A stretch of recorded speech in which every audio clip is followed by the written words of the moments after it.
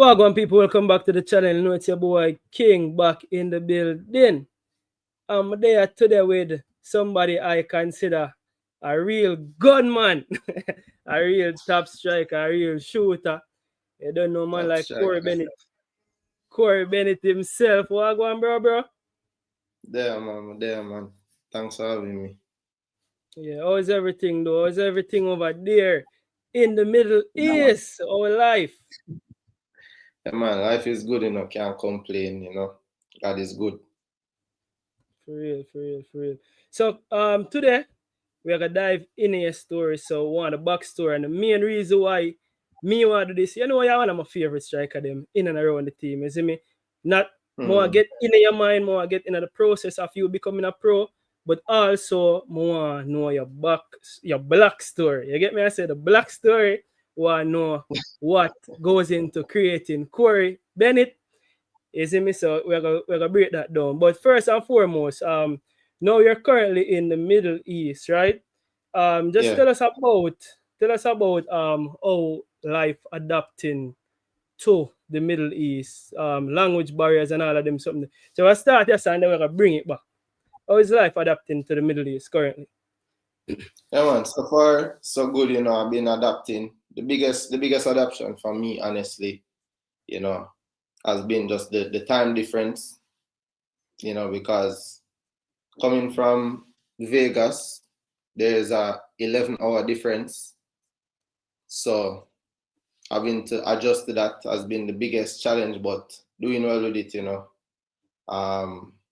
Body slowly adjusting to that, even though I've been here for almost a month, body slowly adjusting to that. And, so that has been the biggest challenge. Obviously I don't speak Arabic, but I'm learning, one and two words and phrases that can help me to, get around. Okay, okay. All right. So take we back to the beginning of Khori Bennett's journey. I'm looking online now and looking at your Wikipedia page, and I can see that it say you're born and grew in Kingston. Which part of Kingston the man forward from?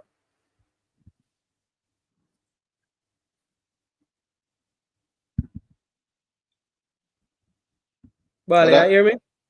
Now me I say which part of Kingston? How was growing up? Tell yeah, man, I hear why you. about baby Khori Bennett growing up, how you get introduced to football. Just give it the black story, how you got introduced. Which part of Kingston you forward from, or the journey of growing up. Okay. So my born, I grew up in a small area called Woodford Park.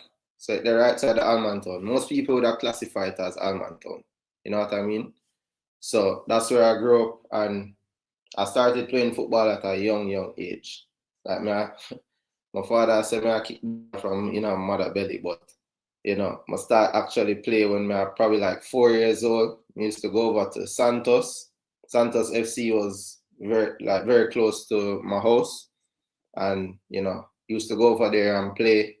I start play under 13 when I was about 6. I would say 6 or 7 years old.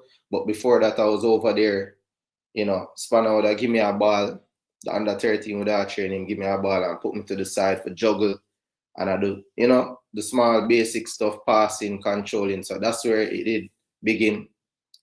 Those in the football world in Jamaica know who Spanner is, Sir Dennis. And that's where it began. I also went to school at Covenant Prep School. So that was Four Road. And I played football from reach grade 1, kindergarten Okay. 5, grade 1. This and I played for the school team. So that's where the football for me did begin. Okay. So, was there anybody in your family that played football before? Or you got introduced to football? You remember your first moment? Who bring you your first football game? Who make you watch your first football? Or is it that somebody in your household played football or used to love watch football? How you got introduced? Yes, my father claims he used to play, but man not see no video, man not see no evidence, man not see nothing, so man don't know about that. But him love football, so every weekend the TV would have turn on from 6 o'clock in the morning, English Premier League up on the TV. That a Saturday, that a Sunday, La Liga on Sunday. And even during the week, Champions League and stuff. So really, it was him who introduced me to football and carried me to, I would say, my first game and first everything. It was him and my mother, from what I can recall. I think my uncle also came. My uncle was a basketball player. He played professionally. So, he came as well, I think. That's from my memory. I'm not sure. But that's where it started, and the passion and all of that. And I started supporting Arsenal and stuff like that because of my father. When So, yeah. I remember, Thierry Henry, every weekend, he must score a goal. The type of football them they are played, they just entertaining. Even though they would have conceded enough, they must score enough. So as a little youth, that they just very entertaining, So that's where it did begin for me. And then, we move from there. So so it's safe to say that Thierry Henry was your first role model then. yeah. Safe to say that. Yeah. Right. Who would have been some of when you just got introduced to the sport now? Did you have any local role model? Do you have anybody who you looked up to now when you just start playing ball? Because you say you start playing ball from from 1 grade, right? Grade 1. Yeah. So who you used to look up to? You say Thierry Henry, you did have a local ball away, you did see a ball now and say, Jano, when you say they are Santos, who were some of the players you were around? Who are some of the players that you looked up to? Well, in terms of local players, they were Jamaicans, but them play abroad. So like Luton Shelton, I would always go watch the national team at stadium. A national team match never miss me. Me and my father and couple of co-worker them. So Luton Shelton was one person whom they'd love watch. Baby Gardner. Pepe Goodison. Like I remember when we did small, and we did have a game up at UE prep school, and the national team there trained on the field after. I remember we meet him. Those are moments that I remember. And then and you have Andy Williams, because he could have kicked the ball hard, and as a kid, that did fascinate me. So all of them players they did. I remember all of those players from that time. Okay, so when they started playing football, I know that at the youth level, they don't really want to define a role. But I heard a lot of stories about footballers starting out as goalkeepers and becoming centre forward. What you started out as? Were you a midfielder, defender, or you were a striker from them time to know? So to be honest, in a prep school, I play every single position, but I was always an attacking minded player. You know what I mean? So when I just start out, just for them on the field, I probably play a midfield or a right wing or a left wing, or sometimes forward, because you have the older youth them in the team already. But just for them on the field, the coach would have put me in any little position where available. You get me? So I pretty much play every position growing up, but I was always attack minded. You say always want to score some goal. Always want to shake the onion. Always want to get involved, yeah. Okay, so take me through the prep school journey. Well, you win a prep school, but first and foremost, how was your family structure? You say mom and dad and siblings also. Yeah, so mom and dad pretty much grew up as an only child, and then my sister, later down the line, I get a little sister, so my mom, my dad, my little sister, all of us, been together. So pretty, you would say stable family. Yeah, I would describe it as that. So who was that? You never have like a little ball of bridging where you had him that forward through primary school now, or was that a friend, or was that because if I never want brother like that, who would that be in a primary school now? Where you say I'm a little ball of bridging this, or how was it for you? For me, growing up, a whole heap of players like so much players that I play with that coming through. Like the player that I would have said I go through the most steps with is two players. You have Jai Lied, but that started at high school, and then you have a player called Kashan Smith, who was the captain for Ulmas 1 year as well. Me and the thing is, me and Kashan did go church together. So him I play primary school for, I think, Jesse Paul or one of them school there. I don't remember. And some would have seen him every Sunday, and it was always talking about who better and this, that. Kids are talking about who better, this, that, and the other. And then when we reach high school, Kashan, me and him go almost together. So it was always, still we are talk, but now we're up on the same team now. So we build a band, and then after high school was college, I went to college as well, and he went to college, and we keep that relationship there. But now he's more into the off the field stuff with football, working at the MLS team and stuff. So in terms of going through the ranks, it was him, and then you have Jail, because me and Jail were probably the two persons where they do. Well, probably do more sports still, but we do track and field and football together, coming right through Ulmas, and then him did branch off in a track and field towards the end. Okay, so that's interesting now. See, you bring me round one part. Never know you want track star, so you do track star prep school. Talk to about that now. Talk about the journey through prep school now, so we can know the full journey. It's all like you play cricket and basketball round one part. How was the sporting activities? Yeah, man. So I was one of those kids where any sport I go on, I'm dead.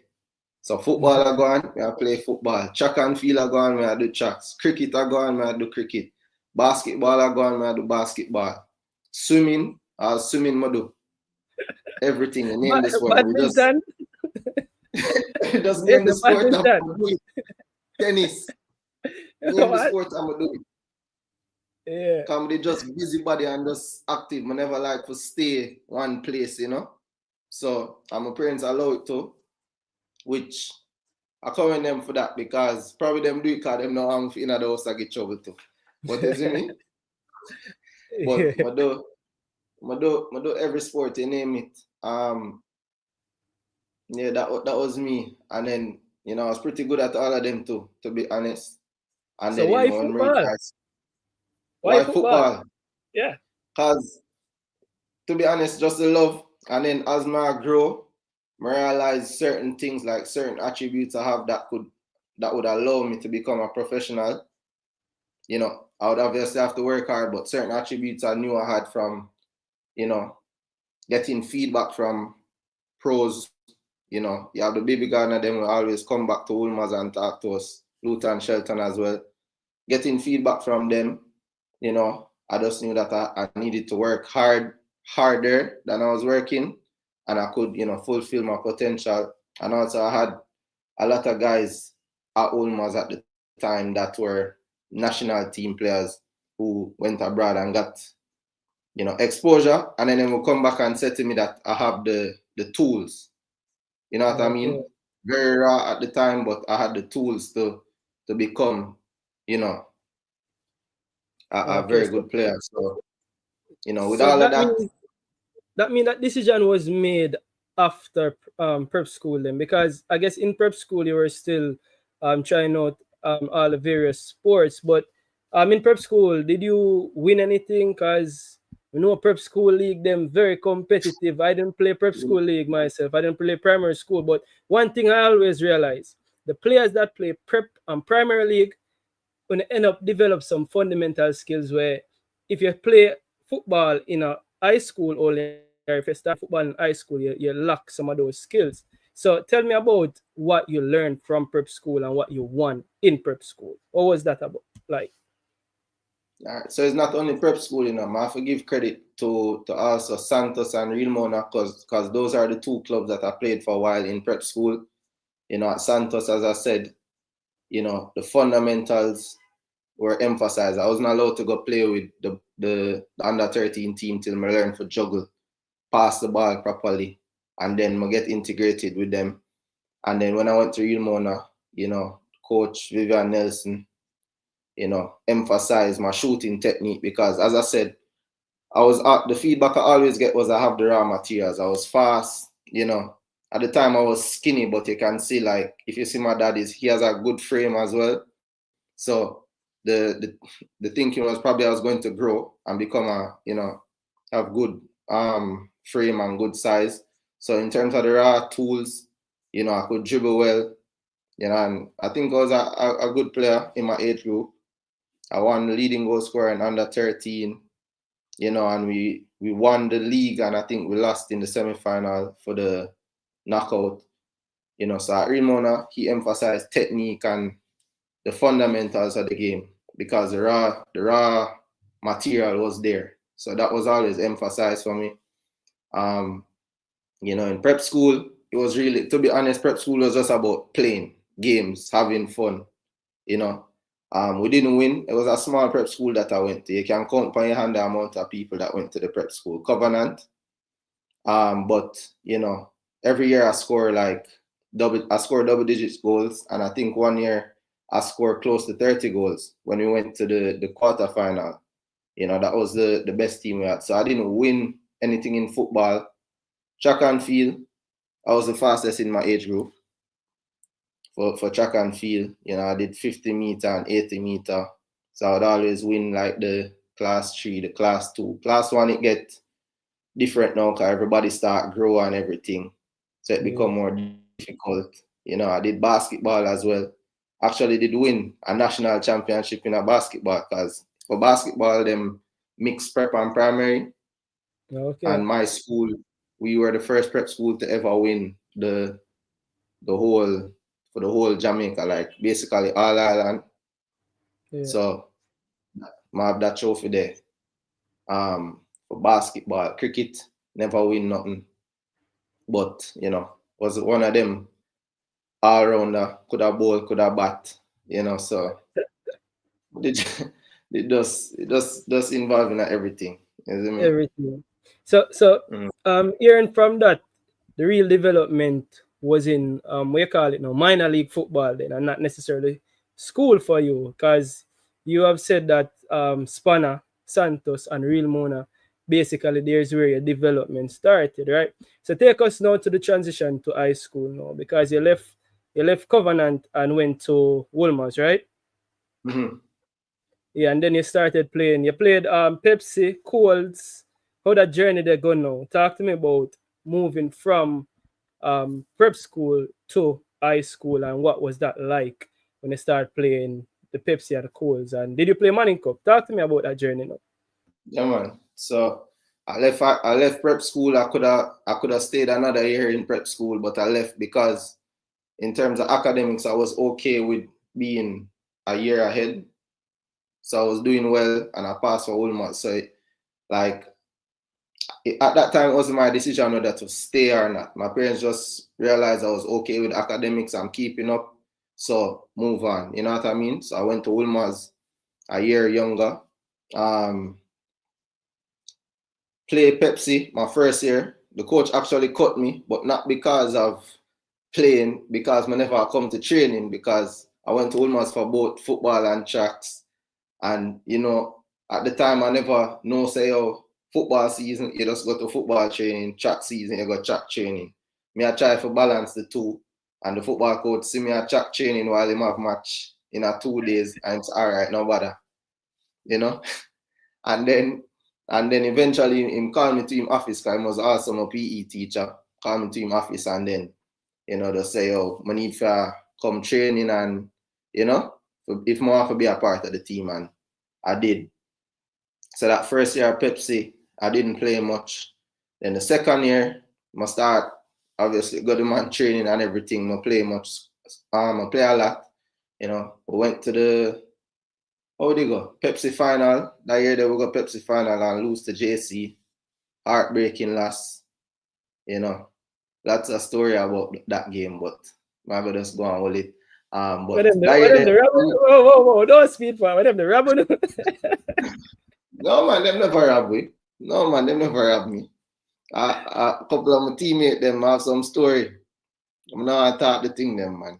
Good. Alright. So mistake we make. And when I look back and I laugh about it. But you know, it was personally on a personal level, it was a good year for me. Every game scored 2, 3 goals. You know, I think I end up with 15. The coach always take me off at halftime that time too because our team was so good. that halftime the game would have been like 6-0, 5-0. So him take me off. I score 2-3 goals and take me off and put in some other youth, you know. So we were expected to win Pepsi easy, you know, because the team was star-studded. You know, like the top prep school player them and primary school player them, most of them did come Wilmot. So we did have a really good team. So Who are some of the players? Remind me of some of the names. so in that Pepsi team you have Jail, Hyde, you have Demar Rose, you have Chavez Brooks, you have Jordan James. Jordan, I leave prep school. Jordan scored 50 goals in a prep school. He have the prep school record for goals. Right? 50. Um, it was a crazy team. Yeah, as I tell you, you have my friend Kashan where they play. You have we don't have to skip or miss out nobody. You just have enough top player where in a prep school everybody know them man there. You know what I mean? Yeah. I just not remember everybody right now, but them they are the player them off the top of my head, you know. So they have them man there. So our team was really good, and we did expect it to win, but we never win that year. The next year I'm gonna play Pepsi again. So 3 year of Pepsi, I'm gonna end up win the win Pepsi, win the All Island, and win everything. Okay. And then I would assume that while playing Pepsi, you never get introduced for play Manning Cup, or them never ready for play Manning Cup yet. Because I know I've heard the stories about people playing Pepsi, then going to play Manning Mm-hmm. Cup. Or how the transition go now? You left Pepsi and go Yeah. play Cold, then Manning Cup, or were you playing both at the same time? So my last year at Pepsi, yeah, my last year at Pepsi, I got introduced to the Manning Cup team. But you know, Lolo, he was a coach, and Ulmas wasn't a soft school in terms of like the type of players we have playing Manning Cup. You know, we're a powerhouse in Manning Cup. So basically, I was on the Manning Cup team, but you had players, more experienced players that were there to play and help the school to win. So they were given priority. So I ended up playing Pepsi that year. You know what I mean? It made more sense because my lucky youth, I need to play. That's the most important thing. So I ended up playing Pepsi that year, and then the following year, I must start playing Manning Cup. Okay. So who were some of the players that you saw in that Manning Cup team when you how was it like going to train? Because I remember my first day of Manning Cup training.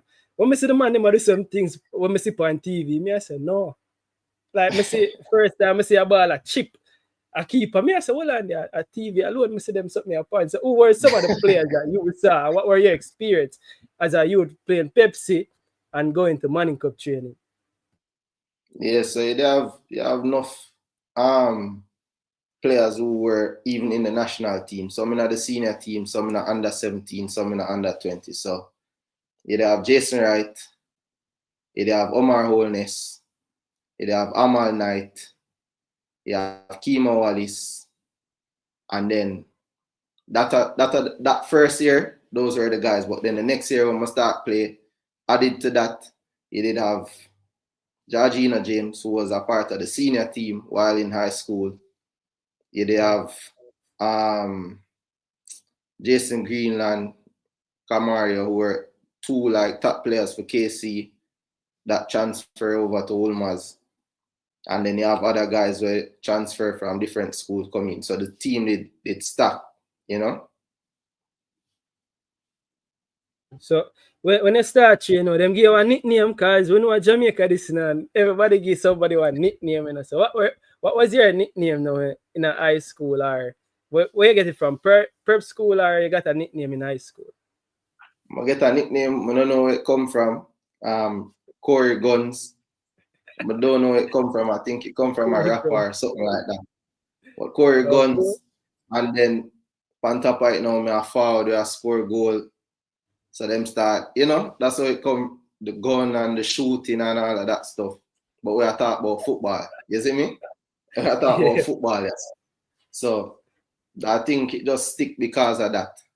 But it was one of my classmates just called me Khori Guns, and then people here and just start calling me that. Yeah. Okay. So now You say your fourth year now at high school, you started playing Manning Cup. Take me through the Manning Cup journey now. How much goal you score? You win nothing at Manning Cup. Wait, I mean you skip calls altogether. So I play calls, but it's like you play Manning Cup, and when Manning Cup the team drop out or done, go back go play like the semi-final and final for Colts. So I did play Colts. But Manning Cup first year, I was like a player who would have come off of the bench, like one of the sure players to come off of the bench. I was, pretty fairly young. I was 15. That's for Manning Cup, yeah, that's pretty young. Coming off of the bench, I had that first year I had 8 goals, but as I said, coming off of the bench mostly. So 8 goals was a solid campaign to me. And the team I think we win Walker Cup that year. And I think I don't remember how far we did go in Manning Cup. Following year, play Manning Cup again, more as a starter. And I had like 13 goals. I was leading the league in goals up until I think when was this? Like when the Flow Super Cup did start. You remember that time? Yeah. Yeah, they get really, really sick. I remember this, like I did get a really like bad sickness and whatever. So, missed couple games, and then just was a process to get back into shape and in form and stuff. But I finished with 13 goals that year, and I think we went. I feel like I'm gonna skip out something. No, that was the year after. The second year, Yeah. the second year was the year when I come off of the bench. I come off of the bench mostly, and we went to the Manning Cup final. We went to the Manning Cup final and lost to JC I was in. that year. Yeah. So you were on the bench. Them time there. Yeah, I was on the bench. Yeah, I was on the bench. And then the year after that, I became a starter. At 13 goals, I was leading the league. Then I got sick, as I said. And then from there, just never pick up back form, basically. And then we went to the semi-final. That year I got selected for the All-Manning. There was usually a trip to Florida or something like that. And I got selected to the All-Manning team for that year. And then that was it for me for Manning Cup. I left early. I had 2 more years to play Manning Cup, or 3. I remember 2 or 3 left, but I decided to leave early to go to college. Okay. All right. So, what was that decision like? Because this is the interesting part of the story for me, because I remember I'm a 90s baby, so I remember growing up playing Manning Cup. Our dream was to get a scholarship, go foreign. And once you get the scholarship, go foreign, you play college ball. Your dream or your story is exactly how we did envision our dream. So, what made that decision for you to leave early? All right, so a number of things, but as I said, the year when I became a starter in Manning Cup,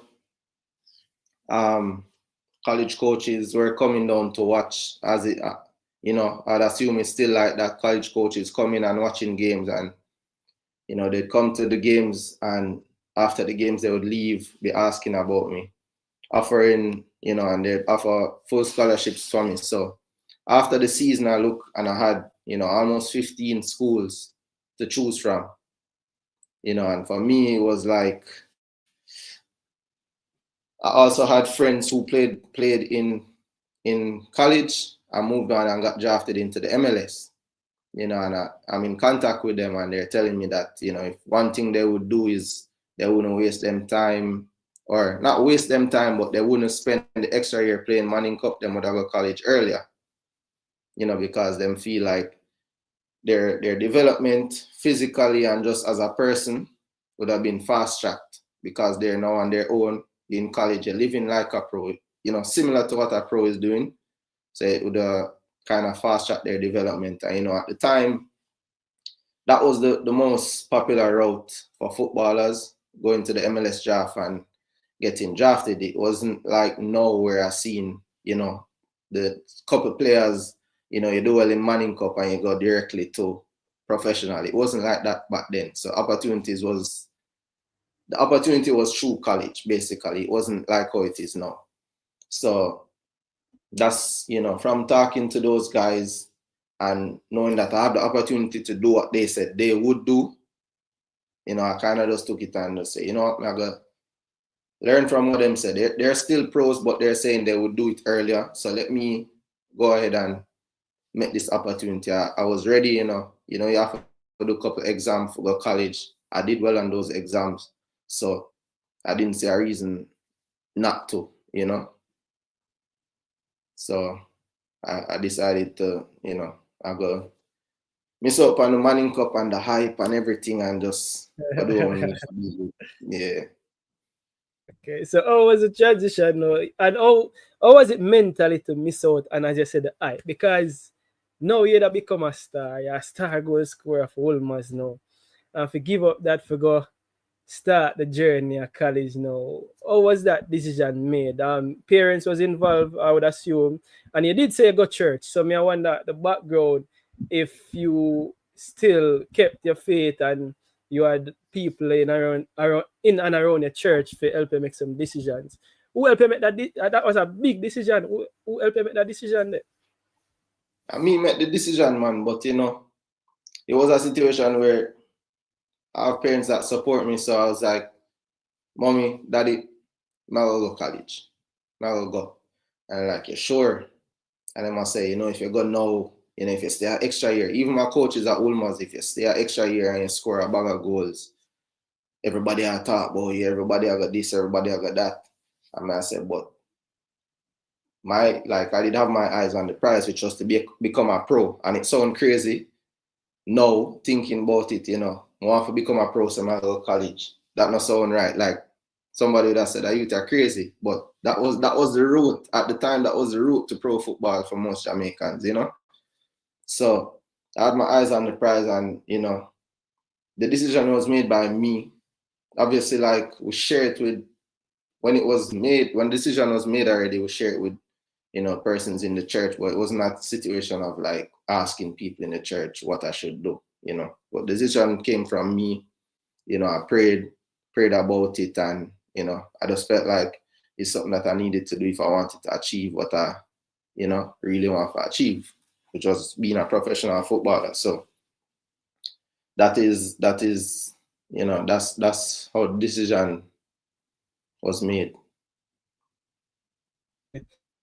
So now when you go overseas now, no parents, right? Me assume say your parents left back home in Jamaica and you're there for your own now. So Yeah. how was that now? Adjusting to the first step. How old were you at that time?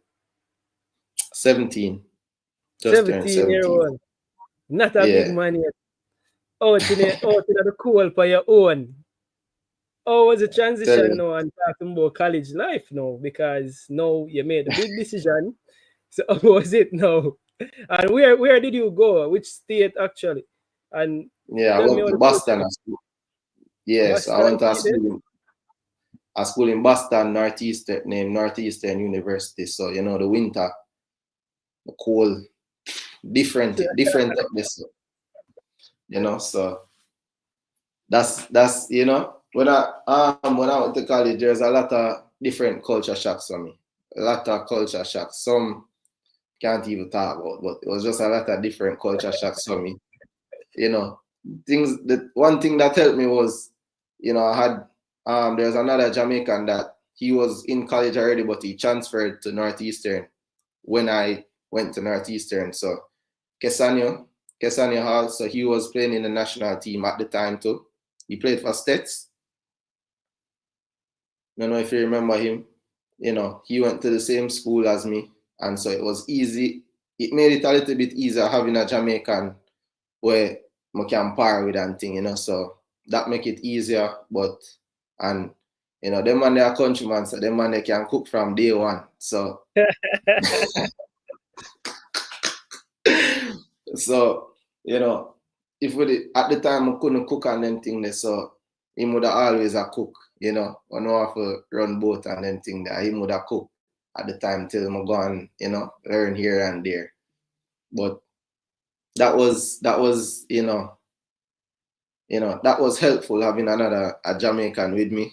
But being on my own is a lot I had to learn. You know, some stuff were instilled in me already. You know, being clean, all them stuff from my dad Jamaica. So that was not issue. You know, but it's just sometimes, you know, being on your own, you know, sometimes it was different. You know, some tough moments, you have to just know, say, yo, you have to go and hold it and go and push through, you know. So that was the, you know, you don't have mommy or daddy to go, you know, complain to or whatever. So that was some differences. And obviously the weather was something different for me. So, oh, you adjust to the weather, especially because the weather, we hear that story a many times. Yo, when go overseas, I want to cool it, them, them want to go back at them yard. Oh, you adjust to it mentally now. Oh, you tell yourself mentally now for battle through this. So I tell you, so I went in summer. So that's the fall season, the main season. I play the fall season and the place is pretty warm for the most part because that are like August, you know, July, August, September, October. You know, it start get cold towards the end of October, November, but never too bad. And then December, I just do my exam them and my day home for the Christmas break. So everything good. I want to go back up now for the spring season. Right, first training session. Outside it has snow, all of them things. So them say we are trained. We have an indoor facility. So I check the indoor facility we are trained. The man them say no, outside we are trained. You see me? Them time I start panic now because I never ready for go out this because I just walk from class for come training, you know. I'm have my big puffer jacket and you know, go inside of the athletic department. And then we'll go outside. My first training session at the cold. I forget like gloves. I never have the right gloves and them thing there for keep me warm. Like, because I never think about it. Me checks are inside where you know what I mean? Inside where I train. So I go there without gloves. You know, I have on shorts. Forget my long tights. So it was crazy. My first training session at the snow was crazy. I did out there freeze. And my coach I laugh. Like him I laugh, but him not laugh. I say, Khori, get serious. But him knows I freeze me over there, I freeze. I can't focus. I some stay on the field. So you know, it was you know, something I learned from, because from that I always have my equipment. Yeah. Right equipment them. So that I'm a tow them, they are burn off. You know, when you're playing in the cold and you come back inside, your toes can, you know, when your foot get numb, your toes can get numb and it can sting. So that was I tell you. But you know, you get used to it and you just use it and grow from it. Okay. So now, college football, because I hear this story again, because I can only tell you the story of my ear, and you can tell me your experience. Them say we more talented naturally, but what were some of the things that you learned in college now, in Yeah. terms of So yes, tactical side of the game and them something? yeah, so for sure, so much talent in Jamaica, like so much talent. Even the other day, my day I watch, you know, watch couple Manning Cup game, watch couple Premier League game. Like there's natural talent, but it's more to it to becoming a pro, right? And even playing at higher levels. So in college, the first part for me was, you know, the ability to run a lot. My coach, him did love running, and I always ask him like if him like how would they have a good relationship. I ask if him think a track and field. You see me? I would always I do like before we play, we always I do running like you know, not even sprints and anything where I do long runs, miles, covering miles and stuff, because in the belief say, you have to be able to run to play, and it is true. So that was something that I learned in college, that, you have to be able to cover a lot of distance, you have to be fit to you're fit, it also helps to prevent injuries and stuff like that, So that was something that I learned, taking care of my body, because when I went to college, it was, as I say, my dep on my own, and in Jamaica on the weekend would have be fast food day, but in a college fast food day every single day. So when I just reach, like I have my day, pizza, burger, anything. May I tell you something, I never really do the right thing them as a footballer, you see me? Yeah. If I do the right thing them as a footballer, and it lead to me getting a few injuries, so it, for me, as I said, I learn from those stuff, you get me? And so I would say like the running, the nutrition part of things, taking care of my body, stretching, all of that stuff, learn a lot. From my school, personally, I wouldn't say anything tactically I learned that I didn't know before, because we weren't a school that was like a Power 5 school that, always top in college soccer. We're a school that, if we do well in football, good, but if the team GPA high, that's that's the most important thing. So the focus was more so on the academic side of things. Obviously, you want to do well in football, but it wasn't a focus. You know what I mean? Yeah, but then you say you made the decision because you wanted to turn pro. But then I'm sensing that in your head, you're trying wonder if you should really take this academic serious. How do you balance the academics with the football now? How do you find that balance now? For say, say I still want to live my dream. How comes it? How you end up reach yourself for balance both? How that happen? Yeah, so I use the academics really, because you can't play without having a certain GPA, right? Yeah. So I did use that as the motivating factor. All right, I need to do this so I can play. You get me? So that was the motivation. It did really annoying, to be honest. Like the academics part of things, I'm gonna have to go kick some ball, but I have to sit down in a class right now. You see me? So I just use that for no say, all right, I need to take care of this business here so I can go do. Deal with my football, you see me? And on decisions that went into me going to a school. So it sounds contradicting when I say I want to become a pro, but I go to a school that's not their focus is not a lot on football. The coach at the school was leaving an MLS team. Like when he came to Jamaica, he was an assistant coach at the MLS team, knowing that he's going to coach a college team. So, we had personal conversations, and that's basically what he said to me. He knows the professional world and he can help me to become a pro. So, that was something that, for me, influenced my decision, right? And then when you look at the school in terms of whatever ranking they do, it was a school that was top 30 in all of US in terms of how the degree or whatever, like academic ranking of the school was pretty high. So it was a double win for me. So that went into that decision. So, yeah, that was it for me. Okay, so how was like playing now and playing college football now? How did that aid your journey to become a pro now? You start score a bag of goal in college, even though you say in terms of the school, it's not one of the top 5 in terms of the sports side of it.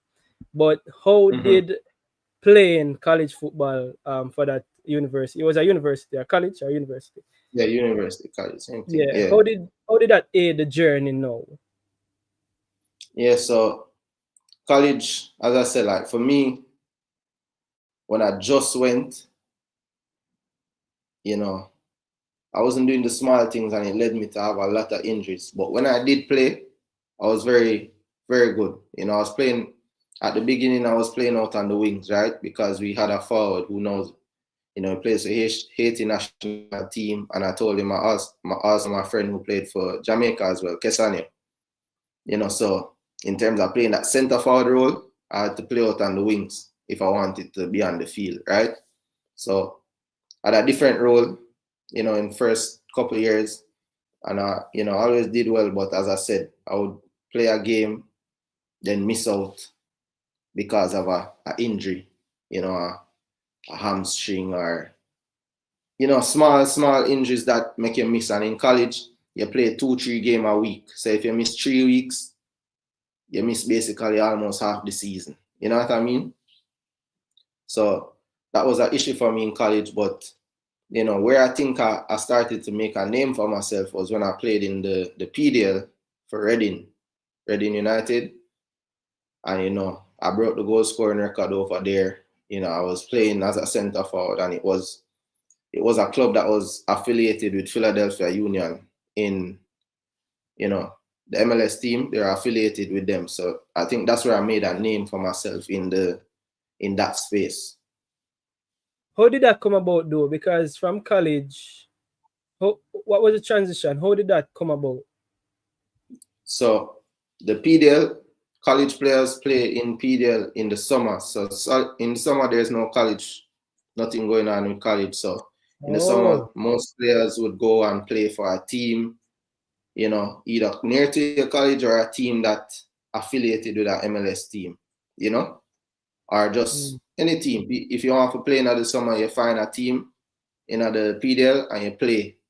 Some people use it to get fit. Some people like me, they use it to get exposure because USL teams are always watching, MLS teams are always watching. So I used it as a platform to get exposure. And as I said, that's where I made a name for myself because I scored every week. Okay. So then now from Reading, you were still playing, you went back to college football, right? Or how did the transition go now to USL? Yes, so what happened throughout the years? Yes, so you play college from, say August to May, then that break, you play PDL. In the summer, you play PDL. So I'm going to do that every year. You know what I mean? So I'm going to do that every year, and I play at Reading and do well. We win. We always win our division. I win the Eastern Conference twice.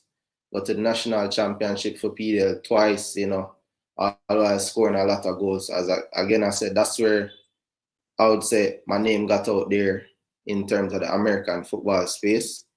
And, I started to get opportunities to train with MLS teams while in college and, getting that type of exposure. So, okay. So how did what was the first USL team that you went to? And how did that come about now? Leaving college now and going to play in USL. Was an agent, you started having an agent at the time? So I had an agent while in, well, not really an agent, an advisor while in college. And then, I changed to a different one, and then the Charlotte deal came about, and I jumped and took it because it's an opportunity to get my foot into professional football. So took that opportunity with Charlotte. I went on trial the year before with Charlotte, and they really liked me, but they opted to go for a more experienced striker at the time. So the next year, when they had the opportunity to sign me, they did so. Okay. So and Charlotte is in North Carolina. So you left from Boston, where you go into college in Boston, and then you went to Charlotte. Boston, and then I did a semester in Virginia. Yeah. Okay. You played football in Virginia as well? A college team. Yeah, Radford. Okay. And now, so you got your foot in now in Charlotte. That was USL, right? Yes. Yeah, and then this is saying that you scored 17 goals in 62 games. So you turned gunman now, hot up the league in a USL now. So that was your first taste of USL. Well, it was gunman from long time, 18, but 18 in the 2 years. Oh, it was 18 goals. In the 2 years, yeah. Yeah, so Charlotte, was, it's a great city. It's a good city. Like I really love the city. But when I just got there, it was an adjustment to professional football, professional life. So, the first couple games never so hot. You get me? And then, but it was a transition, a normal transition for any player. And then once I started scoring, I just didn't stop. And then, yeah, it was a good 2 years. The second year went all the way to the final. Unfortunately lost, but I have nothing but good things to say about my time in Charlotte. Okay, definitely. But wait, you finish a degree, right? Because you did Yeah, end yeah, up yeah, finish a degree at school yeah. now Not to finished. Charlotte, USA. So Mm-hmm. how did the Las Vegas light deal come about now? Because 18 goals in 2 years for Charlotte, went to the finals, then moving on to Las Vegas Lights. Yeah. So in the off season, my agent and I were talking about different options that I have, and this one seemed like the best one to pursue. They seemed very interested in me, but they weren't at the time. They weren't willing to offer me a direct contract. They wanted me to come into preseason to show that I'm fit and I am who they see or they saw on video or whenever they watch me. And, Yeah. after I think the first couple of days, I got, basically they told me, okay, we're gonna sign you. But at the time, also Vegas was going through a transition phase with new owners, new coach, new everything, right? So they had, I think, only one player signed. So everybody there was technically on trial. But after a while, they decided who and who, they wanted to sign. And, thankfully, I was one of those players. Okay. And you spent what? This is 14 goals, 33. How much season you spent at Las Vegas Lights now? Because there's where I saw your name jumping up on the top scorers. I mean, I said Corey Burke, one of the top scorers. Them. I said, the name I sound familiar, but then I saw the USA flag beside it. And then I think you explained that why the USA flag was behind it, beside it. But also, I have a lot of friends who tell me that to play USL and MLS, it is also good for you to have US resident or citizenship because they have a certain Yeah, numbers of slots. Explain to me about that part, the way most of we don't understand. yeah. They always one goal shot. I'm a striker, so I have to correct you. 15 goal I have last year with Vegas, not 40. And I mean, them stats people and update your goal them properly. Yeah, no Yeah, man, good man. But you know, in terms of you asked about the slots and international spots and stuff, that yeah, is true. It helps inside of the US to have, either American citizenship or being a permanent resident holder because teams have a certain amount that they can use, some 5, some 7, some teams don't use all of their international spots because it tend to cost a little bit more, so they go for more local players and stuff like that. So for sure it helps, but only in the US. Outside of the US it doesn't really make a difference. Okay, so your time at Las Vegas Lights now, scoring this bag of goal, being on the top, the leaderboard of the top scorers now. What happened right there, so? Purple patch hit, best time of your life. How that go now? But that No, me I say best time of your life being because I saw you. You were the second, or I think you were the second top scorer when time I pick you up on my radar. Me I said no, Corey Burke. Where that go on at Las Vegas Lights now? You found a comfortable team around you. What was that like? yeah, Corey Burke, Corey Bennett, Corey yeah, Bennett. Corey Burke. You see me, come on, Corey. You Come see that? on, come on. You're a real straight shooter. But you see Corey Burke, Corey Bennett, Corey Bennett. Yeah, What was that? What was that like, Corey? yeah. So Las Vegas was for me a great experience. One of the in terms of the locker room, it was one of the best locker rooms. Have made a lot of friends, like real friends in the locker room, which not every professional football locker room is like that. So it was a close knit group, and I think that really helped us to go all the way to the Western Conference final because, you know, years prior, Vegas was one of the USL teams that finished bottom of the table.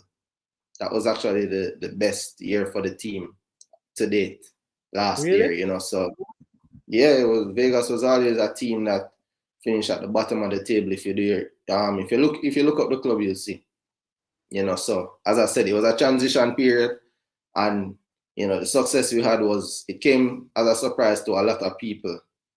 You know, it came as a surprise to a lot of people in the professional football world in US that we did so well so quickly, you know, and it was, you know, credit to obviously the coach, but also the group was close knit and a lot of, you know, good players. Okay, so going to this is saying that the semifinals you guys went, right? Yeah, we went to the Western Conference final, semi-final for the whole USL. Okay, and losing out to the eventual champions, Colorado Springs. That are the team where Maggie them play for, right? Yeah, Maggie, Spring Speedy. Yeah, Maggie Speedy, and yeah. Speedy.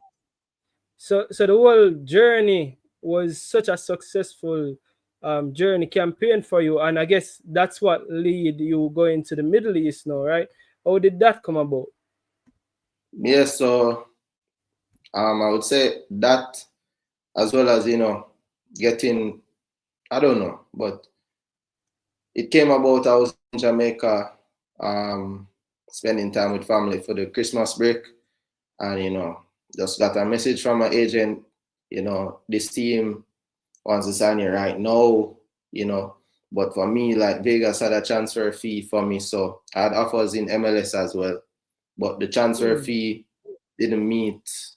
Vegas was asking for more, basically, or they couldn't come to an agreement on transfer fee. But I had offers in the MLS as well. And even in Europe, but once they heard there was a transfer fee, it kind of turned, you know, I really turned them away. But if they can get a free agent versus having to pay a transfer fee, I think, you know, business persons most likely will do that, and yeah, probably that's what they did. So the team in the Middle East was the one that was like, how much we'll pay it right now? Boom, boom, let's get it done. They want me to come right now because, you know, the team that I signed with, you know, weren't doing too well in the league, and then they felt like they needed another player to come and help the team to do well. okay, So they were the team that met the evaluation that Vegas had for me, and you know, it was an opportunity that I looked at with an open mind, you know, and you know, the Middle East, as you can see, is a growing market. A lot of players moving from top teams in them prime coming to the Middle East. So it's something yeah, that I was open to, and you know, there are endless possibilities coming over here. So it's, yeah. you know, But that's before the Middle East, guys, I ask you a few questions about the Middle East before we wrap up. But mhm. the Jamaica national call up now, what a proud moment! How you felt at being called up, and did it feel like the work that you put out with Las Vegas Lights scoring the goals and getting recognized?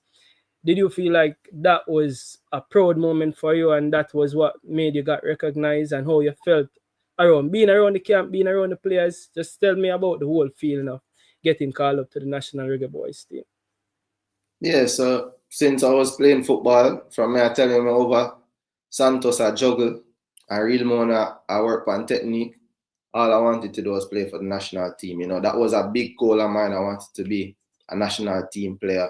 So, you know, when I got the call up, it was I can't describe the feeling. It was, you know, a lot of pride, a lot of joy for myself and also my family because they also know, you know what I mean, and my supporting, I would say, group of people that I have around me.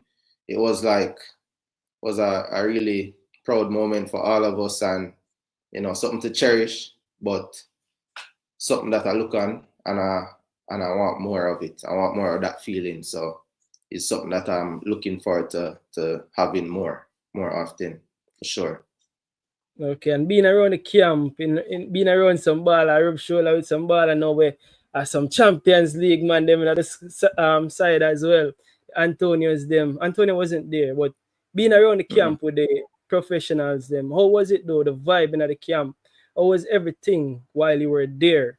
You know, the experience while you were there. Yeah, man, it was a good experience, you know. Some really good guys in the group. Bear joke, you know, everybody is close knit. Everybody and everybody, you know, close knit and just bear joke, basically. You know, everybody cool. You know, in the training session, I had a really good training session. You know, I played a game Saturday night, fly for meet up with the team in our misery after the game and train Sunday morning, you know, for a game Monday with the national team. So, you know, yeah, I tell you, it was an eventful couple of days, but I had a really good training session and it opened my eyes to a lot of things. One being that, you know, I do have the potential to, you know, to be a regular fixture in the team, you know, but it also was an experience to learn from the guys and see how they carry themselves and stuff like that. So both, you know, everything together was overall good experience and something that, you know, I learned from and, you know, kind of just use it to help me move forward.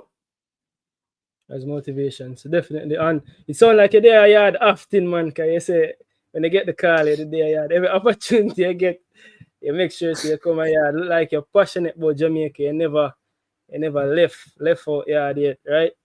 Yeah, man, I always love Jamaica. Anytime I have free time, you know, try for come Jamaica if I even for a week or something, I try for make the trip because, you know, I have my family there as well. So, you know, I'm away playing for most of the year. So whenever I have time, you know, that is one of my priorities. Yeah. But to finish off the interview, we have to finish off about where you currently is. You either tell me about it at the start of the interview and there's some more finish off. But the food, the language barrier, everything. How do you communicate with your teammates? Them talk Why? English? You have like one and two man will speak English. So them I keep them close, you know, for use them as my translator. But also, my try, like me, I try to learn a few phrases that will help me, you know. I'm still, you know, sometimes I forget them and I said, Johnny, what I'm for say right now. But yeah, I try for learn and, you know, kind of acclimatize myself with the culture and everything. Food, not to worry about that. Me a top chef. I joke, man a top chef, man a top chef, man a top chef, but we can do my thing. You see me? I can take care of myself. And Yeah. also, you know, I when I just signed and JFF announced it on their page, um a restaurant over here messaged me, so a Jamaican restaurant messaged me and just say, oh, link up. So So you have the plug. You have the plug already. yeah, I have the plug. So me I tell Yeah. him I have So, the plug. So I have like I go over there a couple times when I have time, you know, and get food there. So it's good to have other Jamaicans in other place, you know. If I oh, so you, even you two. find other Jamaicans. So for those who don't know, he's currently playing for Al Nassr. But by the way, I'm going to tell you something about Al Nassr. So when me see it pop up, I say, yeah, whoa. Because you know Al Nassr is the Al Nassr that Christian don't laugh Christian. about. I say, yeah. But and then I look at me and say, all right, then I see a big deal said we. So Kuwait, remember in the Middle Mm. East, remember as you said, everybody, John Duran gone in the Middle East in the play. So when I see I make the big move got me, I say, yeah, big money popping, my brethren them say, oh, big money popping move. That's just a narrative in the streets, right? So when we say they are Kuwait, no, me I say Kuwait, Middle East. Wonder how it go, cause Jamaicans, you find Jamaicans over there. You say you find the restaurant, but you find other Jamaicans. No, not other Jamaican. I just the restaurant, a Jamaicans are run it. You see me? Okay. Because I think it's like a teacher. I don't want to mix it up. I think it's like a teacher over here, and she just start up her thing. You get what I say? So, and she there with her husband and everything. So them start up them Jamaican restaurant. So we talk here and there. I'm buy food from them and I have the plug, so that is good. But yeah, Corey Bennett, Corey Guns, yes, sir, Corey Guns. Well, great story, man. But we wish you all the best, bro. But how the team are going, and what's the future looking like now in terms of the team? What your future aspirations? You know, you say you want some more of the Reggae Boys and that you earn for. But what a goal for the rest of the year, the rest of the season, and looking forward. What we're looking forward to from Corey Bennett without putting so much pressure on yourself. But you know we have high expectation in your baller. So what Yeah, man. expectation you have of So, yourself, what we can look as you forward know, like I'm a goal scorer, so that is something that I take pride in doing. Every time I step on the field, that is something I want to do. And the club right now, as I said, when I came, it was explained to me like the club right now is in relegation zone, and they want to get out of the relegation zone. So the main priority for me to come here is to help the team get out of relegation zone, right? So we've been able to do that so far. We're 1 point above the relegation zone now from being last place. So, that is a positive for me. It's an adaptation period. I've been playing some really good football, but the end product is always the last thing. That comes with chemistry with the guys knowing where I want the ball or, knowing where to find me and stuff like that. But in terms of me, funny enough, I've been creating a lot. Could have, have an assist. I had an assist in my second game of the 4 I played so far. And could have been 3 if the ball rolled different, if you know what I mean. Could have been 3 assists easy. So, been playing really well. But for me, the most important thing, is the team success. Based on the situation we're in, it's important that we stay up out of the relegation zone. But also for me personally, getting into my groove and scoring goals, which I think is just a matter of time, basically. Been here a couple of weeks now. So I think with how I'm progressing, it's just a matter of time until, it's a weekly thing again, like in Vegas. People when they hear that, man, Corey Guns, bro, your confidence is second to none. But without confidence, twice defeating in the race of life. And as a striker, you need confidence as well. Because that's what I've been told. And you have to live upon your confidence. But Corey, you don't know a big interview as usual. You know how long we did for do this, but it finally happened. And for me, personally, more I see you do good, bro. More I see you go and score some goal. For me, a goal scorer half a play. That's one of the things I'm learned from my small. From me, I score a goal, no matter what. We'll put you up on the field, though. Yeah, half a play, man, because you score a goal. So let's go and score some goal. Finish the season strong. And I know that you see what I go on. Antonio, all the best. All the best for Antonio forward back. But really and truly, probably one of the areas that we still don't know. It's an uncertainty around the center forward position right now. So let's go and do your best, bro, and all the best. You don't know. We link and connect again. We're there again. When you finish the season strong, or when you get called up again, you don't know we're there. You have to tell me back what I go and I score. Don't be a stranger, said we, bro, and all the best here. Yeah, man, that is it, man. Respect, bro. Thanks for having me. You see me? Yeah, man. Blessings. But you want to take 2 questions from the comment section real quick? Yeah, man, sure.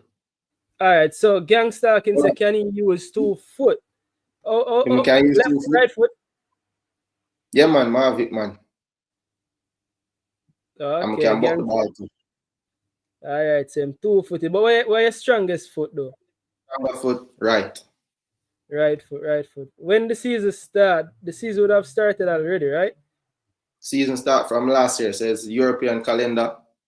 So I basically came after mid-season. So I'm come late January.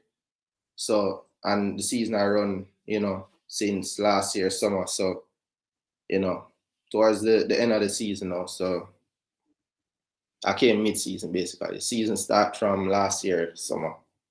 Okay. Ronnie say Las Vegas probably has a lot of distraction going back to them time.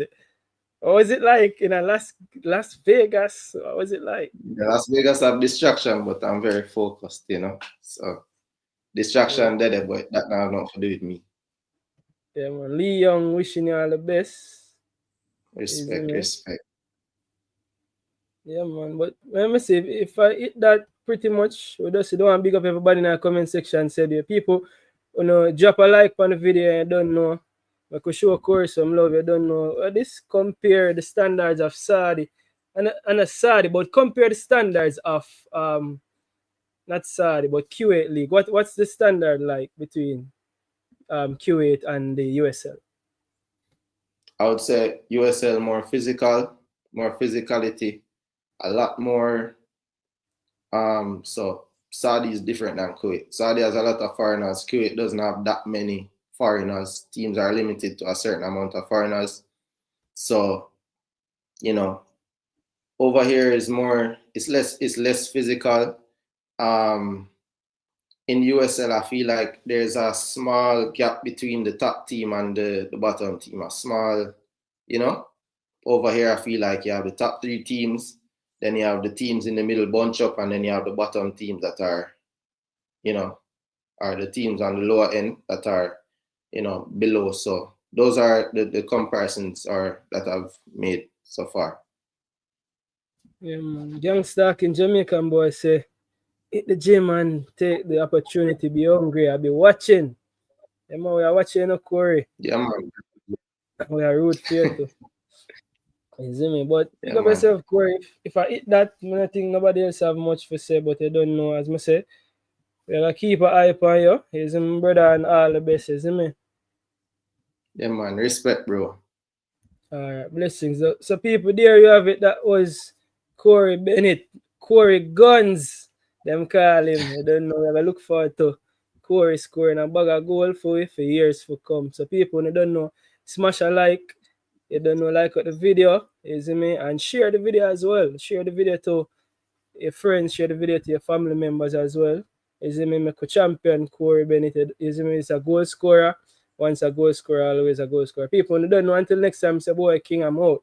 What? Good, hear that?